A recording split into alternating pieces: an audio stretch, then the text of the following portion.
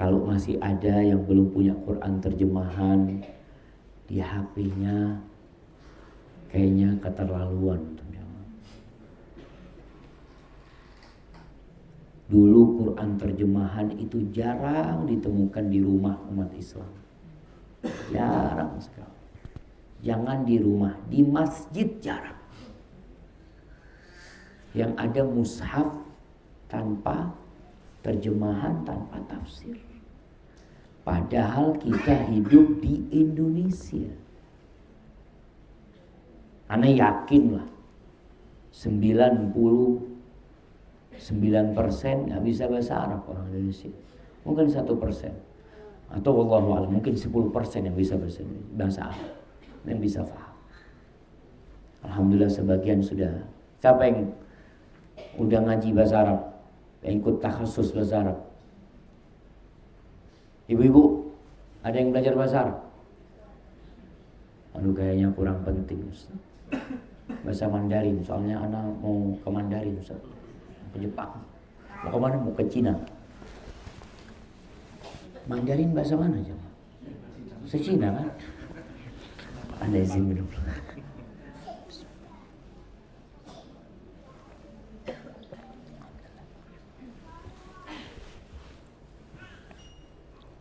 Di surat Al-Isra ayat 107-109 Allah menyebutkan tentang hamba-hambanya yang berilmu dan soleh. Berilmu dan soleh. Karena ada orang berilmu, na'udzubillah, ilmunya gak dipakai. Ilmunya digunakan untuk memperkaya dirinya. Apalagi ketika orang haus kekuasaan, agama itu jadi komoditi, barang jualan. Na'udzubillah. Allah mengatakan, innal ladzina utul ilma min qablihi idza yutla alaihim yakhirruna lil adqani sujada. Sesungguhnya orang-orang itu yang dikasih ilmu dari yang sebelum Al-Qur'anul Karim, orang-orang para ulama dari kalangan Banu Israel yang mereka faham dengan agama Allah ini, apabila dibacakan kepada mereka Al-Quran atau kitab-kitab Allah yang pernah Allah turunkan sebelumnya, mereka langsung sujud. Wa yaquluna subhana rabbina in kana wa'du rabbina lamaf'ula. Mereka mengatakan maha suci Allah, janji Allah itu benar-benar akan terlaksana, pasti. Wa yakhirruna lil adqani yabkun wa yazidum khusyu'a. Mereka tunduk lagi, sujud lagi, nangis. Itu menambah kekhusyuan mereka, menambah ketundukan mereka kepada Allah Jalla Jalla. Karena dia baca Quran, faham, mentadabburi. Bahkan jemaah, ada seorang tanya sama Syekh, ana nih kalau jadi makmum dengar bacaannya Syekh Fulan, ya Allah, ana sampai nangis. Tapi ana kalau sholat sendirian, baca sendiri, apa yang dibaca oleh itu Syekh, ini faham, ini orang Arab ya. Orang Arab faham dengan bacaan imamnya, tapi kalau dia sholat sendiri nggak nangis. Apa penyebabnya? Kadang-kala suaranya nggak bagus. Padahal kita diperintahkan untuk menghiasi Quran ini dengan suara kita. Zayyinul Quran bi aswatikum, hiasi Quran dengan suara kalian. Makanya kalau sholat malam, usahakan keras bacaannya. Paling tidak kerasnya itu minimal didengar ketika dia baca. Sholat, baca qul huwallahu ahad, nggak enak didengar sebelah, Ustaz. Bacaannya cuma qul huwallahu ahad. Makanya sholat sendirian, Sholat malamnya itu nggak ada orang. Dengarkan. Baca dengan suara-suara yang indah. Itu akan membuat kita jadi cinta sama Allah. Antum pernah dengar sahabat yang namanya Usaid bin Khudair? Bagaimana ketika dia sholat malam? Dia sholat malam, ya rumahnya para sahabat dulu kayak apa? Ya sholat malam kayak ada halaman rumahnya gitu. Ya sholat malam, di situ ada kudanya, di situ ada anaknya. Tahu-tahu kudanya itu muter-muter jemaah. Muter-muter. Kalau diem nggak baca Usaid, kudanya berhenti. Anaknya ada di situ udah. Takut anaknya kena injek kuda.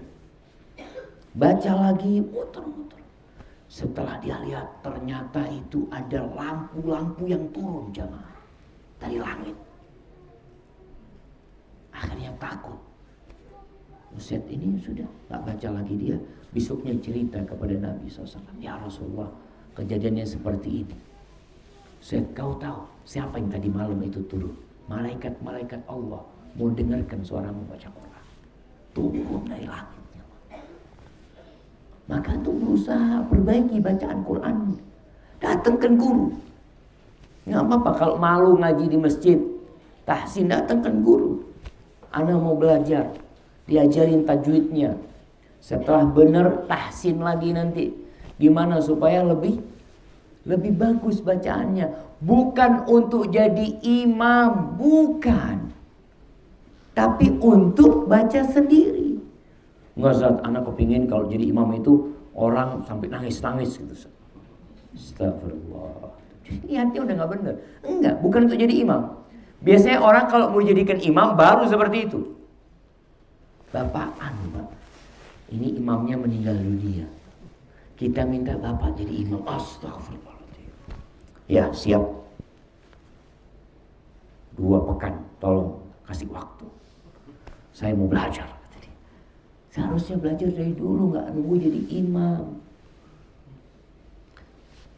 Rasul SAW ketika sholat malam terdengar suaranya. Sholat taraweh. Emangnya Nabi mimpin sholat taraweh itu? Yang 3 malam beliau sholat sendiri. Cuma sahabat pada ikut bermakmum di belakang Nabi SAW. Usahakan bacaannya yang bagus, yang enak didengar buat antum sendiri, bukan buat orang lain. Karena itu yang akan membuat kita bisa menangis ya. Apalagi kalau antum mau baca umpamanya, ana mau baca wadduha. Antum baca wadduha sama artinya dulu, faham, bismillah, antum sholat. Sehingga ketika antum mengatakan wadduha wallaili idza saja ma wadda'aka rabbuka wa ma qala, antum faham maksudnya dari apa yang antum baca. Dan kemudian yang ketiga,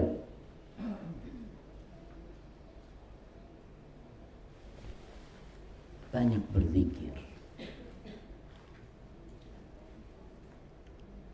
Allah mengatakan wadhkurullaha dzikran katsira. Boleh kita tubuhnya keluar dari masjid, tapi jantungnya tetap bergantung di masjid. Itu udah dalam pembahasan warajulun dzakarallah khalian fafadhat. Ketika Allah menyebutkan sholat Jumat, semua ke masjid. Lalu kata Allah, فَإِذَا قُضِيَتِ الصَّلَاةِ فَانْتَشِرُوا فِي الْأَرْضِ وَابْتَغُوا مِنْ فَضْلِ اللَّهِ. Kalau selesai sholat, ya udah silahkan kalian bertebaran di muka bumi, cari rizki sudah. Ini perintah seorang muslim untuk cari rizki, berangkat sudah. Tapi kata Allah, wadhkurullaha katsiran la'allakum tuflihun. Kalian harus banyak mengingat Allah agar kalian itu sukses. Sehingga tatkala kita di tempat kerja kita, ya, di pabrik kita, di toko kita, di warung kita, di kantor kita, tetap zikrullah itu bersama kita. Karena sebagian orang berpikir zikir itu harus bersama-sama. Acara zikir bersama, oh itu baru zikir. Habis sholat baru zikir. Tidak, setiap saat Rasul sallallahu alaihi wasallam yadhkurullah. Makanya ketika Allah menyebutkan tadi di surat Ali Imran tentang ulil albab, alladzina yadhkurunallaha qiyaman wa qu'udan wa 'ala junubihim, yang mereka terus mengingat Allah dalam kondisi berdiri, dalam kondisi duduk, dalam kondisi rebahan, terus berzikir. Zikir yang paling minimal. Zikir minimal. Sekarang ini banyak orang rumah minimalis. Jadi biasanya mau ibadah juga minimalis. Minimalis itu yang penting sah. Sholat ya cukup loh, sholat yang wajib, jangan berlebih-lebihan dalam beragama. Masya Allah. Lihat temennya sholat sunnah berlebih-lebihan. Sampai dia seperti itu. Lihat temennya pakai jenggot, aduh jangan berlebih-lebihan. Islam yang biasa-biasa aja. Gimana Islam yang biasa-biasa aja? Ya sudah, yang diajarkan Nabi itu amalkan. Jangan ditambahin, jangan dikurangi. Zikir yang paling minimal adalah zikir yang ada sebabnya, yang ada momentumnya. Seperti mau naik kendaraan, itu baca doa naik kendaraan. Mau masuk toilet, keluar dari toilet, keluar rumah, masuk rumah, mau tidur. Mau tidur itu zikirnya banyak jemaah. Ana nggak hafal semuanya. Ana kalau mau tidur itu, ana buka HP.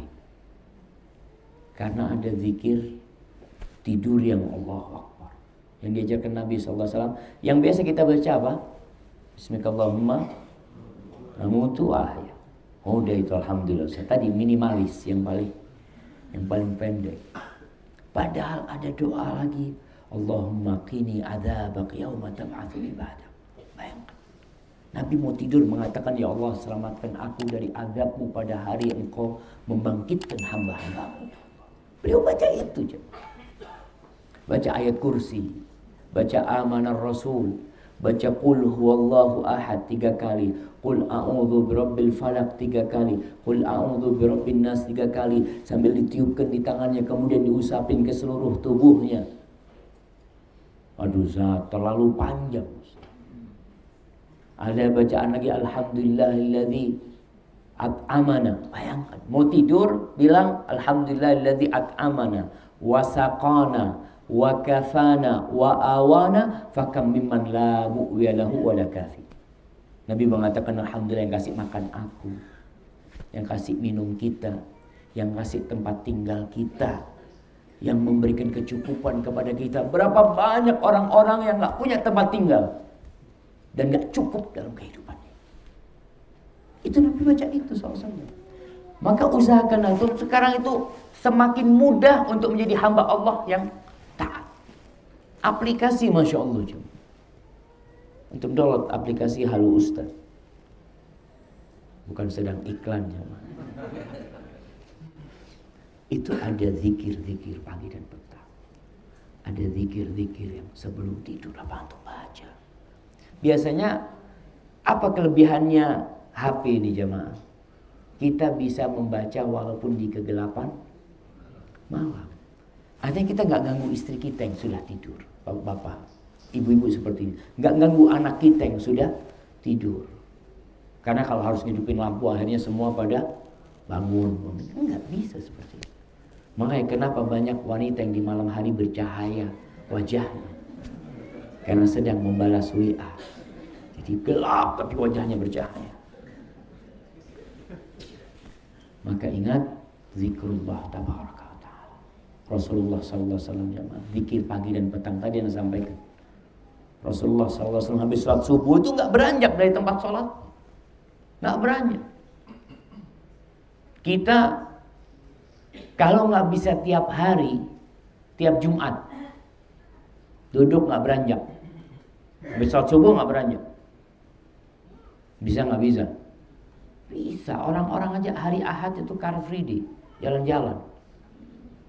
Mereka penuhin tempat-tempat itu. Kapan mereka berangkatnya? Mungkin sebelum subuh ada yang berangkat.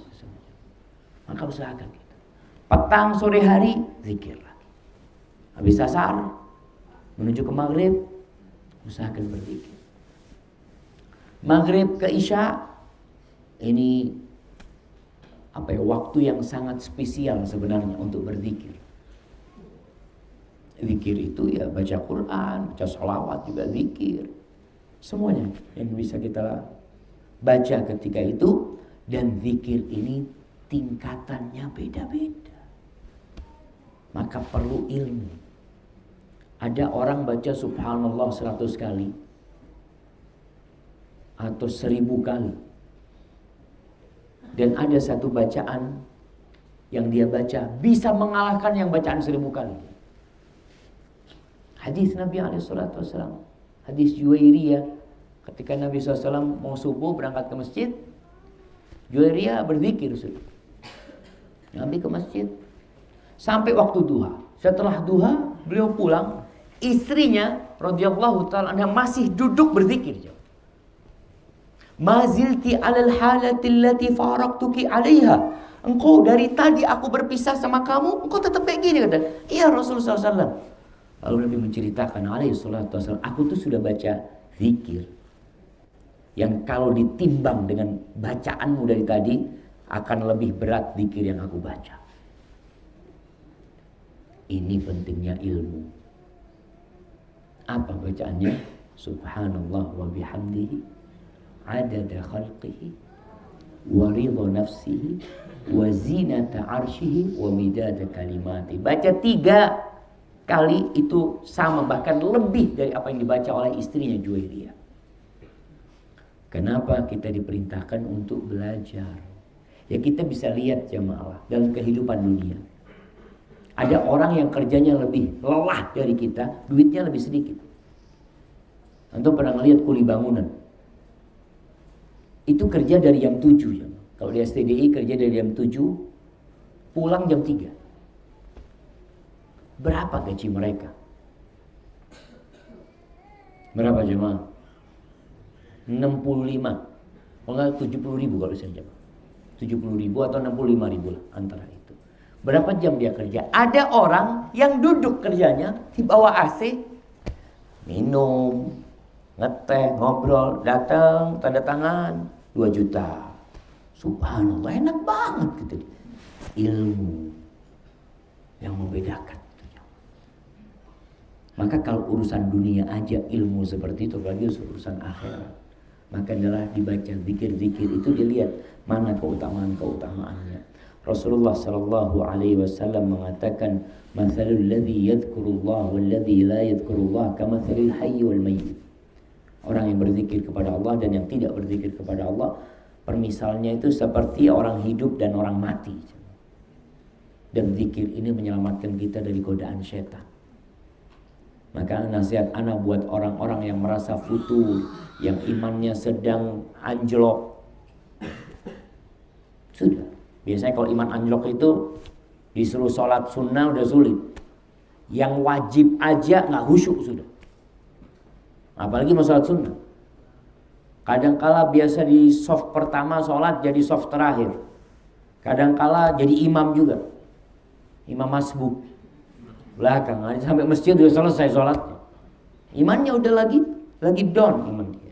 Apa yang harus dilakukan? Zikrullah. Perbanyak zikir, karena zikir ini nggak butuh energi yang banyak. Antum nyetir mobil bisa zikir, nyetir mobil ini bisa zikir, masya Allah. Apalagi antum jalan kaki masuk pasar, zikir masuk pasar. Ibu-ibu masih ingat zikir masuk pasar? Kasih hadiahnya, masih ada hadiahnya. Nah, fadhal ibu-ibu, zikir masuk pasar. Pasar ini tempat yang paling dibenci Allah. Setan itu pasang benderanya di pasar sana. Makanya kenapa kok sangat menarik sekali. Apalagi banyaknya pasar. Mall-mall, jangan dipikir enggak Ustaz, ana enggak ke pasar udah, enggak pernah udah ke pasar Ustaz. Ke mall Ustaz. Oh, pasar itu berarti yang sayuran itu baru pasar gitu kan. Bukan, semua sudah. Pokoknya yang di situ ada pedagang-pedagang yang jualan disebut pasar. Silakan Ibu yang masih ingat. Nah, kasih mic-nya.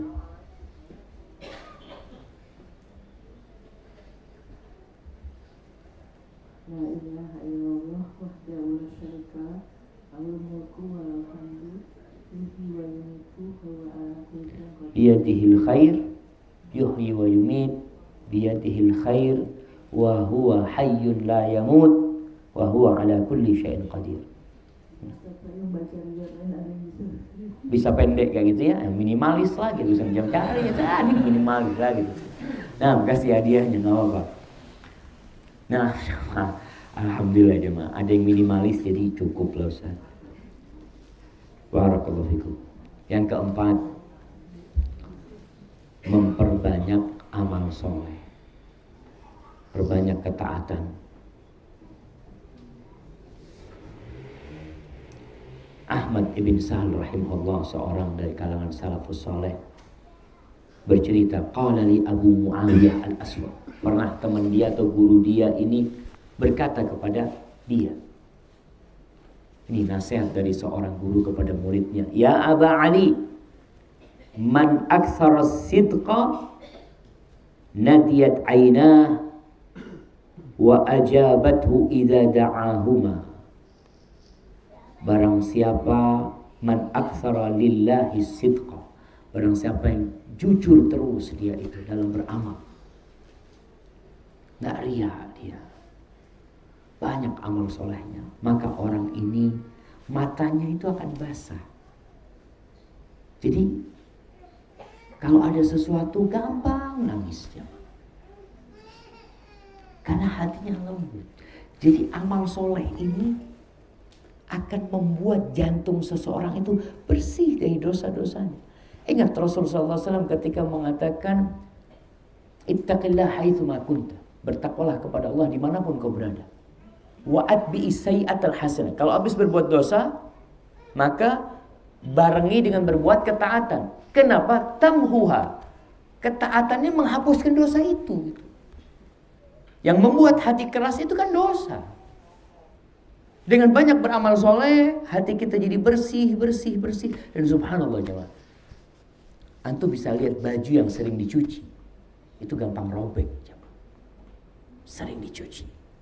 Makanya kenapa ada cuci yang gak pakai air,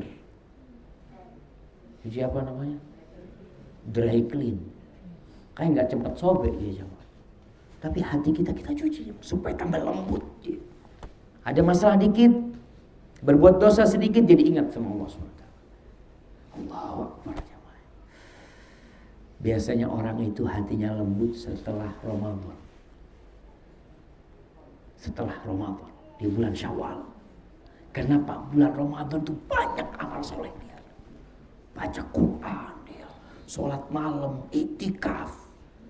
Selesai Ramadan itu dia jadi takut makan haram, takut ini. Bahkan meninggalkan sebuah amalan yang sunnah, dia menyesal. Bangun, ya Allah, gak sholat malam aku tadi malam. Astagfirullah. Sampai seperti itu dia, karena hatinya sedang lembut dia. Tapi nanti setelah lewat waktu agak panjang, sebulan selesai Ramadan, gak sholat malam, udah biasa, udah kehilangan nikmat yang pernah dia dapatkan, karena ketaatannya memang sudah berkurang. Maka perbanyak ketaatan. Yang terakhir nih, supaya kita bisa masuk ke sesi tanya jawab, bukan yang terakhir sebenarnya, yang nomor 5,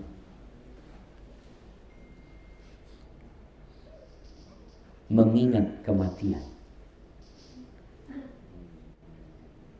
Melihat orang-orang yang nazak mau mati, dan melihat orang mati. Makanya sebenarnya di masa Nabi SAW itu keranda itu nggak ada tutupnya.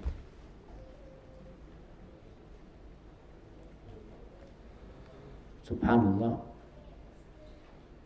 Di Indonesia pakai tutup. Sebagaimana ya itulah masalah sarana aja untuk mengantarkan ke kuburan, mau pakai tutup nggak pakai tutup namanya. Tapi masa Nabi SAW itu nggak pakai tutup. Jadi orang itu diangkat, istilahnya orang Indonesia pocongnya aja, pocong. Ya badannya dia itu kelihatan, orang-orang itu kelihatan. Tapi kita kan nggak kelihatan sekarang. Bahkan keranda itu indah sekarang, bagus-bagusan. Jadi malah kata, bikin di mana kerandanya? Kok bikin di mana kerandanya? Seharusnya ingat mati kok. Tapi karena ditutupin tadi. Ketika dibuka, jalan jemaah, lewatin kampung, orang itu melihat jenazah itu goyang-goyang. Goyang-goyang jenazah itu diikat memang. Subhanallah. Di situ akan menumbuhkan rasa takut kepada Allah Subhanahu wa taala. Sampai Syekh bin Utsaimin rahimahullah taala pernah cerita dalam kitabnya Syarhul Mumti'. Jadi ada jenazah diangkat, kata orang kampung, turunkan, belum mati orang itu, kata dia. Gimana kata belum mati? Turunkan, belum mati orang ini, kata dia. Diturunkan, dia pegang-pegang, bangun dia jawab. Ditanya, kamu tahu dari mana? Dia ceritakan, orang kalau mati itu kakinya nggak bisa tegak, udah jatuh gitu. Tadi aku lihat dia masih kenceng kakinya, kayaknya masih hidup orang ini. Makanya di situ salah satu cara mengetahui orang sudah mati apa belum. Dulu belum ada dokter diperiksa, nggak ada, cuma dilihat nggak nafas, bungkus, bawa ke kuburan. Astagfirullah. Nah, Jabir radhiyallahu taala anhu pada suatu hari dia menceritakan Nabi SAW itu memegang tangannya Abdurrahman ibn Auf. Jamaah, ini mungkin ke sini. Antum berdiri. Biar anak pegang. Jadi dulu Nabi kadang-kadang pegang gini tangan Nabi SAW. Maka sekarang itu sampai sekarang guru-guru kita di Madinah kadang-kala kita mau tanya dipegang tangan kita sama guru kita. Dibawa, iya mau tanya apa. Sekarang kalau ada orang laki gandengan tangan sama orang laki, oh na'udzubillah, astagfirullah, LGBT. Kenapa? Karena fitrahnya rusak manusianya sekarang. Fitrahnya udah rusak. Dulu Nabi menggandeng Anas bin Malik, menggandeng Ubay bin Ka'ab dari masjid, mau keluar masjid digandeng Ka'ab. Diambil tangannya itu sama Nabi SAW. Di situ Nabi ngobrol sama dia, ada kedekatan antara sang guru dengan muridnya ketika dia hendak mentransfer ilmu itu. Tapi kalau sekarang jangan. Kalau ada temennya, nggak usah lah. Karena banyak orang-orang nggak waras. Tapi sebenarnya itu sunnah. Fanfalaqa bihi ila ibnihi Ibrahim. Dibawa akhirnya Abdurrahman menjumpai anaknya, anak Nabi Muhammad SAW yang namanya Ibrahim. Dilihat Ibrahim ini mau meninggal dunia. Kelihatan orang munazak itu jemaah sama Nabi SAW, digendong, ditaruh di pangkuannya. Nabi ngelihat sambil meneteskan air mata. Faqala lahu Abdurrahman, adabki? Abdurrahman bertanya, ya Rasulullah engkau menangis. Awalam takun nahaita anil buka. Kita untuk menangis. Maksudnya meratapi orang yang meninggal dunia. Qala la. Walakin nahaitu an sautaini ahmaqaini fajirain. Yang aku larang itulah dua suara yang bodoh dan penuh dengan dosa. Saut inda musibah, suara ketika ada kena musibah, ratapan-ratapan itu, warannatu syaitan, dan deringan syaitan, musik-musik. Di tafsir ulama mengatakan suara-suara dentuman musik-musik yang kadang-kala membuat orang jadi lupa sebenarnya. Nabi menangis selesai melihat orang meninggal dunia, melihat anaknya meninggal dunia. Utsman bin Affan pernah datang ke kuburan, melihat jenazah dikuburkan, dia menangis. Ditegur sama temannya, ya Utsman, engkau disebutkan tentang neraka, disebutkan tentang surga, engkau nggak nangis. Kau melihat kuburan orang mati kayak gini nangis. Kata Utsman bin Affan radhiyallahu ta'ala anhu mengatakan, sami'tu Rasulullah sallallahu alaihi wasallam yaqul, aku mendengar Rasulullah sallallahu alaihi wasallam bersabda, al-qabru awwalu manzilin min manazilil akhirah. Kuburan ini tempat singgah pertama menuju akhirat. Yang selamat dari sini sesudahnya akan ringan. Makanya berkaitan ingat mati, berarti dianjurkan ziarah kubur. Datang ziarah kubur. Pendapat yang lebih kuat, ibu-ibu juga dianjurkan ziarah kubur untuk mengingat kematian, asalkan sesuai dengan adab yang syar'i. Walaupun sebagian ulama ada yang mengharamkannya. Datang ke kuburan untuk mengingat kematian, bukan untuk nyari berkah di kuburan. Bukan. Tapi hadza wallahu a'lam. Seperti yang bisa saya sampaikan pada kesempatan kali ini. Semoga Allah Jalla Jalaluh memberikan kekuatan kepada kita untuk senantiasa taat, takut kepada Allah dan nangis kepada Allah Jalla Jalaluh. Hadza wallahu a'lam. Barakallahu fikum. Dan sebelum ingin mempersilahkan Bapak Ibu untuk bertanya, Ustaz, saya juga sebenarnya ingin bertanya sesuatu terkait tema kita pada malam kali ini. Di kajian Ustaz Abdul Rai menyebutkan ada 4 pertanyaan yang akan ditanyakan kepada seorang hamba sebelum kakinya itu bergeser, tentang ilmunya, kemudian amalnya, hartanya. Lalu di beberapa kajian kita sering mendengar bahwa awwalu ma yuhasabu bihil abdu as-shalah. Jadi sebenarnya yang pertama kali akan ditanya itu tentang sholat atau 4 perkara ini di padang mahsyar nanti. Wafikum mubarak, subhanallah jemaah. Iya. Pertanyaan itu bermula dari awal persinggahan. Awal persinggahan pertanyaan tentang tauhid. Kita tahu man rabbu, man nabiyyu, ma dinuk. Ini pertanyaan tauhid dulu. Singgah pertama ke akhirat, tauhid. Setelah itu dibangkitkan nanti udah ketahuan mana kelompok yang bertauhid, mana yang enggak. Karena udah selesai pertanyaan itu. Jadi ada pengelompokan. Nanti pertanyaan yang pertama adalah tentang sholat. Kalau benar sholatnya, yang lainnya insya Allah benar. Rasulullah SAW mengatakan la tazulu qadama 'abdin yaumil qiyamah, yang tadi disebutkan oleh Edi bahwasanya kaki hamba tidak akan bergerak sampai 4 pertanyaan ini selesai ditanyakan kepada dia. Jadi bukan pertama yang ditanyakan, tapi menjadi salah satu poin dalam pertanyaan nanti, yang maka dia tidak akan melangkah dia ke surga atau ke neraka sampai 4 pertanyaan ini ditanyakan. Jadi pertanyaan tauhid pun akan ditanyakan di padang mahsyar. Itu akan menjadi awal pertanyaan ketika Allah mengatakan waqifuhum innahum mas'ulun, berhentikan mereka. Berhentikan mereka, mereka akan ditanya. Akan ditanya, kenapa engkau menyembah selain Allah SWT? Buat orang-orang yang kafir. Jadi seperti itu. Jadi pertanyaan ada fase-fasenya jemaah. Tapi yang jelas, yang pertama akan ditanya adalah tentang sholat. Yang pertama akan dihisab dalam urusan hamba itu urusan bunuh-membunuh nanti pada hari kiamat. Hadza wallahu a'lam bishawab. Jazakallahu khairan.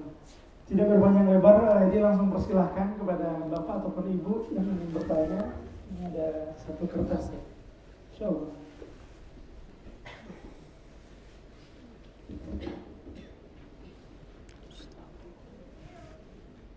Assalamualaikum Ustaz. Waalaikumsalam. Mohon dijelaskan sedikit tentang padang mahsyar. Mungkin gambaran padang mahsyar Ustaz yang diinginkan di balai itu. Nah, subhanallah jemaah. Kalau bicara padang mahsyar ini, kita berbicara tentang cerita masa yang akan datang. Kalau orang-orang di barat itu membuat film 2220 sekian, 2034, 2000 apa. Mereka cerita kebohongan, fiksi, hayalan mereka. Tapi Allah Jalla Jalaluhu menceritakan tentang padang mahsyar dengan cerita yang sangat jelas sekali. Rasulullah SAW dalam hadis-hadisnya juga seperti itu. Yang jelas padang mahsyar itu di mana tempatnya? Rasulullah SAW mengatakan tentang negeri Syam. Beliau mengatakan al-mahsyar wal mansyar. Nanti manusia ketika akan dibangkitkan dari kuburnya, itu digiring jemaah. Yang pertama akan dikeluar dari kuburnya adalah Rasulullah SAW. Mereka kemudian digiring ke tempatnya di Syam. Tapi buminya sudah berubah. Yauma tubaddalul ard ghairal ard. Udah gak sama lagi. Jadi luas putih seperti piringan roti ya, roti Arab yang bundar itu. Seperti itu, putih bersih jemaah. Laisa fihi ma'lam li ahad. Kata Nabi SAW, gak ada tanda milik seorang pun.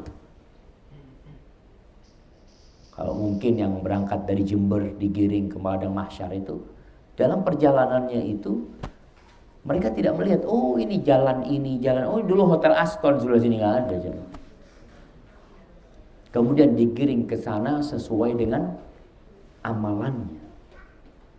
Ada yang digiring dalam wujud semut kecil jemaah. Rupanya rupa manusia. Siapa itu? Orang-orang yang sombong akan digiring seperti itu. Ada yang naik kendaraan, ada yang naik onta yang bagus-bagus menuju ke sana, ada yang berjalan kaki. Semua ketika itu tergantung amalnya. Ketika itu semua tergantung amalnya. Sampai nanti bicara naungan tergantung amalnya. Ketika tenggelam dalam keringat tergantung amalnya. Melewati sirat tergantung amalnya. Ketika di dunia kita mendapatkan nikmat bukan tergantung amalan kita. Bukan tergantung amalan kita. Jangan berpikir antum kaya karena soleh. Enggak. Banyak yang lebih soleh dari antum miskin. Coba lihat Rasul SAW, para sahabat Nabi. Abdullah bin Mas'ud yang kakinya itu lebih berat daripada gunung Uhud di timbangan pada hari kiamat. Di dunia dia makan dari hasil istrinya. Istrinya menenun. Miskin. Abdullah bin Mas'ud. Jadi ketika di dunia ingat bukan tergantung amal. Padang mahsyar semua tergantung amalnya sudah di sana. Semua dibangkitkan dalam kondisi telanjang. Gak beralas kaki. Nanti yang pertama dapat baju siapa? Siapa? Memang Nabi Ibrahim AS. Pertanyaannya kenapa beliau yang dapat baju pertama kali? Padang mahsyar. Bapak sekarang yang jawab. Dari tadi serahkan istri yang jawab. Jangan bapak. Ada yang mau coba mungkin menjawab salah dan apa insyaallah. Salah dosa. Kan ada ustaz yang benar itu. Oh iya, nah. Tadi ada yang ngomong. Nah, bapak, kenapa Nabi Ibrahim kok dapat baju pertama kali? Mungkin Bang Zian mau coba jawab, sudah ngumpul. Kasih mic-nya. Jawabannya? Nah, karena tauhid, Ustaz. Karena tauhid, kan semua bertauhid, nabi-nabi. Itulah Ustaz. Nah, ya, alhamdulillah. Paling enggak nyerempet lah jawabannya. Nah, sorry. Baik, siapa yang mau benerin? Masih ada yang mau coba mungkin? Kayaknya nggak ada. Kasihkan ke ibu. Ibu-ibu ada yang mau nyoba menjawab salah nggak Bang Jawab? Salah nggak apa-apa lagi Ya. itu. Nggak boleh salah itu jawabannya. Biar berani. Nah, antum bilang salah dapat hadiah, nggak apa-apa gitu ngomongnya. Bukan salah nggak apa-apa. Salah dapat hadiah. Ya, salah dapat hadiah. Dapat hadiah Bang Jiang kalau gitu. Kasih hadiah. Ada yang mau coba ibu? Salah dapat hadiah. Ada Ustaz. Nah, fadhal.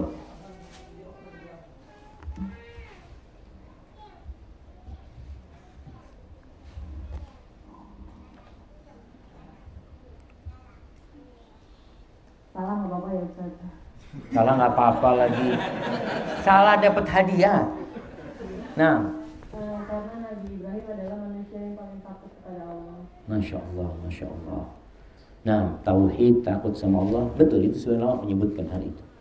Nah, kasih hadiahnya. Tapi jawaban yang paling benar, karena Nabi Ibrahim alaihissalam pernah ditelanjangi di depan kaum. Ketika mau dibakar, itu Nabi Ibrahim ditelanjangi. Nabi bayangkan, ketika dimasukkan ke alat pelontar itu jemaah, ya seperti orang lah, namanya orang ketika itu dianggap pendosa Nabi Ibrahim alaihissalam ditelanjangi, taruh di sana, dilemparkan ke sana Nabi Ibrahim alaihissalam. Maka Allah kasih balasan, dia yang pertama kali dapat baju. Sallallahu alaihi wasallam, itu Nabi Ibrahim. Pertanyaan tadi, dia orang yang bertauhid, dia orang yang takut sama Allah. Iya, itu salah satu jawaban-jawaban para ulama ketika menggali hikmah kenapa beliau orang yang pertama kali dapat pakaian. Tapi yang paling tepat adalah karena beliau pernah ditelanjangi di depan kaumnya.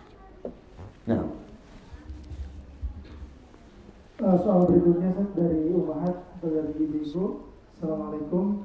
Bolehkah doa-doa tambahan pada sujud terakhir itu kita rutinkan di setiap sholat?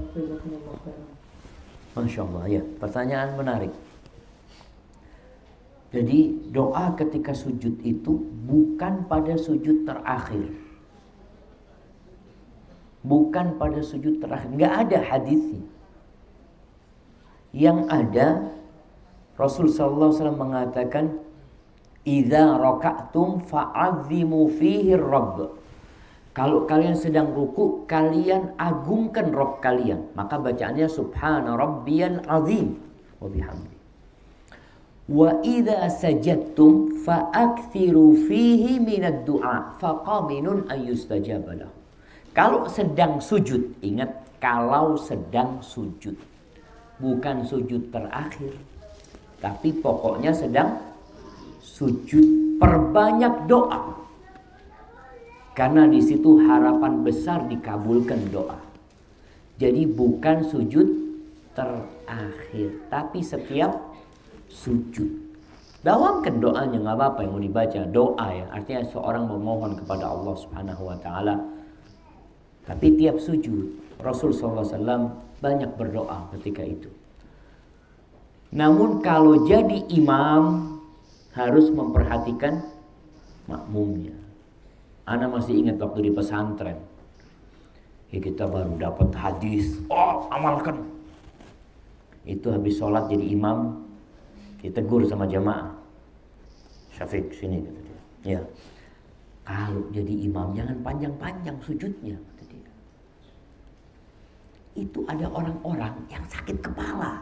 Kalau jamaah itu ada yang nggak bisa lama sujudnya, inti lama akhirnya dia ngeleang, kata dia. Kalau sholat, masya Allah jemaah. Kalau sholat sendiri tafadhol, tapi jadi imam itu perintah imam. Jadi makmum juga sama.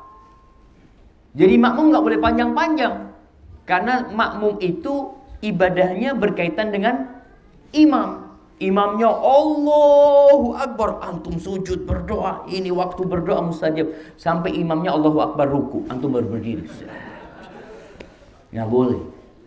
Ingat, kalau jadi imam perhatikan makmumnya, kalau jadi makmum perhatikan imamnya. Berkaitan dengan sujud. Itu sholat wajib, sholat sunnah, tafadhol. Berdoa ketika itu bukan sujud terakhir. Akhirnya kalau sujud terakhir nantinya menyelisihin. Hadza wallahu a'lam bissawab. Kembali diberikan kesempatan untuk bapak-bapaknya yang bertanya langsung. Kayaknya tidak ada yang mau bertanya. Kalau gitu Ana bacain lagi. Gini, dulu Ana berpikir orang yang bertanya itu orang yang gak paham. Dulu Ana berpikir gitu. Ternyata setelah Ana jadi dosen, Ana baru paham. Ternyata yang bertanya itu orang yang ngerti. Dia punya ilmu, kemudian dia tanyakan gitu. Dia habis baca ini dia tanyakan gitu. Berarti yang gak bertanya itu ngerti apa gak ngerti?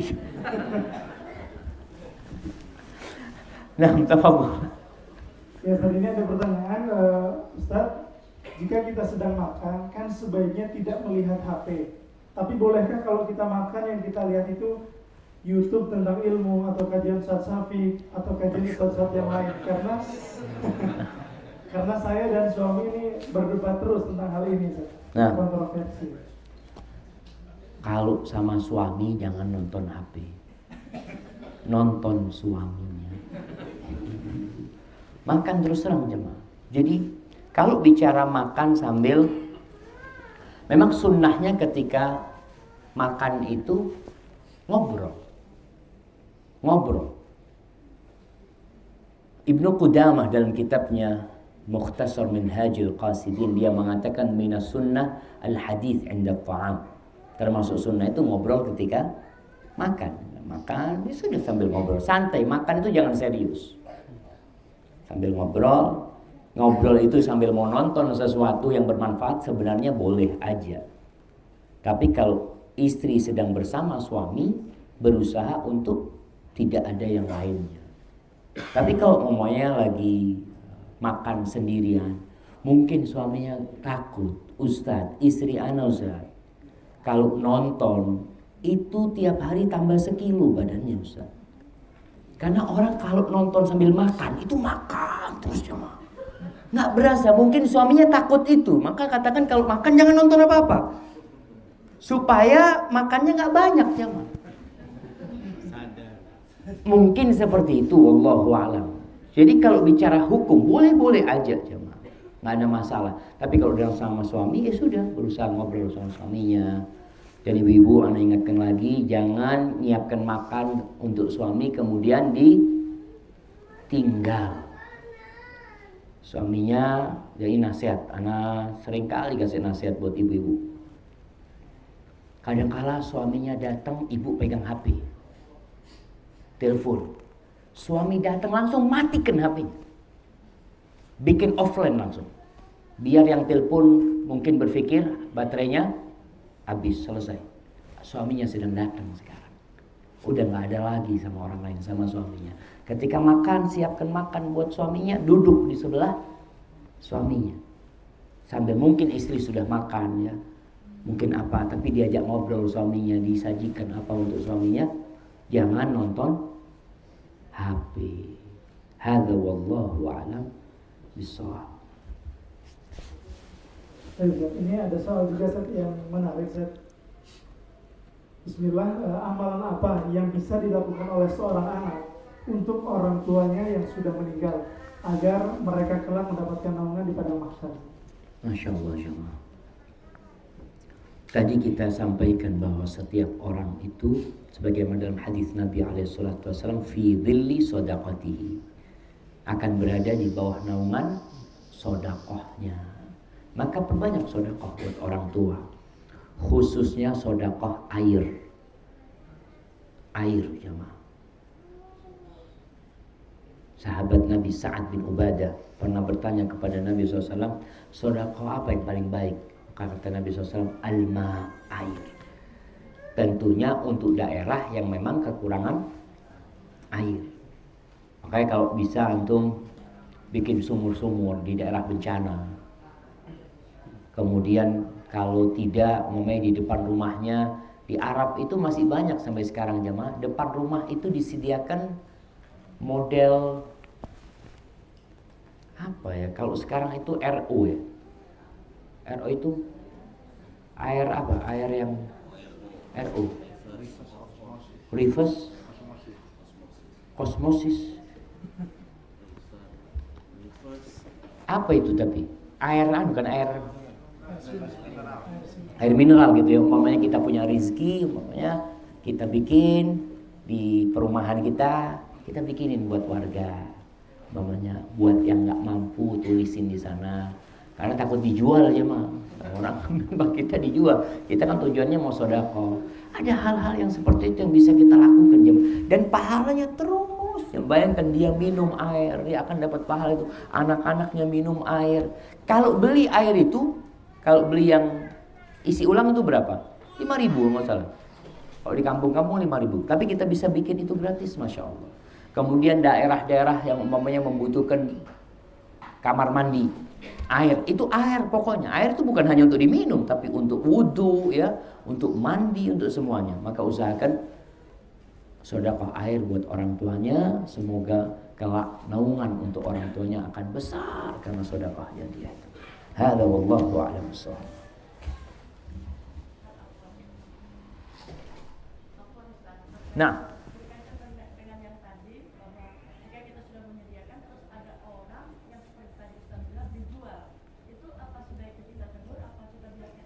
Nah, kita tegur ya. Artinya kalau memang kita khususkan itu untuk fakir miskin, ada orang-orang yang nggak paham hukum gitu.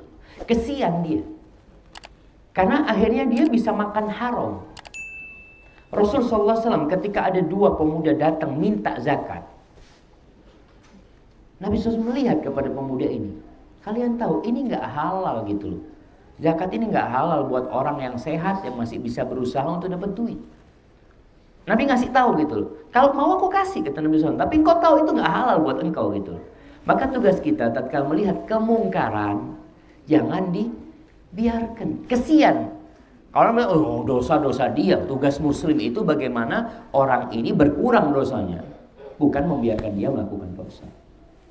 Hadza wallahu a'lam bishawab. Karena ana dikasih tahu jemaah. Sistem orang-orang non-muslim kalau dia punya pekerja, kata dia kadang-kala pekerjanya nyuri atau apa, pokok nyurinya nggak banyak itu dibiarin, karena dia butuh sama tenaga orang ini. Adulah segitu biarin lah, masih tergantikan dengan ya hasil kerja dia seperti itu. Padahal seorang muslim nggak boleh membiarkan. Oke, kita nggak rugi dengan dia mencuri, tapi kesian orang itu dapat dosa dan kita membiarkannya. Kita tegur, kita kasih tahu seperti itu. Hadza wallahu a'lam bishawab. Mungkin untuk dua penanya terakhir yang masih pengen mengambil kesempatan bertanya dari kalian, Masya Allah, ada satu dari ikhwan. Assalamualaikum Ustaz. Waalaikumsalam. Mau tanya keutamaan tadi yang Ustaz uraikan begitu. Ini keutamaan untuk selawat itu bagaimana? Karena satu kali berselawat kepada Nabi, Allah akan memberikan 10 kali lipat. Dan selawat apa yang sempurna, Ustaz? Pakai sayyidina atau tidak pakai? Siap. Assalamualaikum warahmatullahi wabarakatuh. Waalaikumsalam warahmatullahi wabarakatuh. Nah, ini pertanyaan menarik juga jemaah. Karena bicara sholawat, hadisnya kan umum. Rasul sallallahu alaihi wasallam mengatakan, man shalla alayya salatan sallallahu alaihi biha asyra. Barang siapa yang salat satu kali kepadaku, Allah akan bersalat kepada dia 10 kali. Kita ingin sholawat sekali, tapi pahalanya lebih besar gitu. Mana yang paling utama? Paling minim orang mengatakan sallallahu ala Muhammad. Kemudian Allahumma salli wa sallim alaihi. Sallallahu alaihi wasallam. Ada salamnya sudah. Tadi sallallahu alaihi salawat aja, tapi sallallahu alaihi wasallam ada salamnya buat Nabi alaihi salatu. Karena kita diperintahkan untuk itu. Tapi yang paling sempurna itu tadi paling minim. Yang paling sempurna adalah salawat yang diajarkan oleh Nabi alaihi salatu wasallam ketika tasyahud. Allahumma salli ala Muhammad wa ala ali Muhammad kama sallaita ala Ibrahim wa ala ali Ibrahim. Ada beberapa modelnya jemaah. Ada Allahumma salli ala Muhammadin wa azwajihi wa dzurriyyatihi kama sallaita ala ali Ibrahim. Tapi semuanya dikenal dengan salawat Ibrahimiyah. Karena mintanya berikan salawat kepada Nabi sebagaimana diberikan salawat kepada Nabi Ibrahim dan keluarga Nabi Ibrahim. Itu yang paling sempurna. Pakai sayyidina apa enggak? Rasulullah sallallahu alaihi wasallam tidak memakai sayyidina ketika mengajarkan itu. Sehingga para ulama menjelaskan, bahkan Ibnu Hajar Al-Asqalani beliau menjelaskan, kalau Nabi alaihi salatu wasallam mengajarkan tanpa sayyidina, maka itulah yang seharusnya kita lakukan. Ini ketika sholat. Ketika sholat. Tapi di luar sholat boleh pakai sayyidina. Ini kan bacaan sholat yang kita bicarakan sekarang.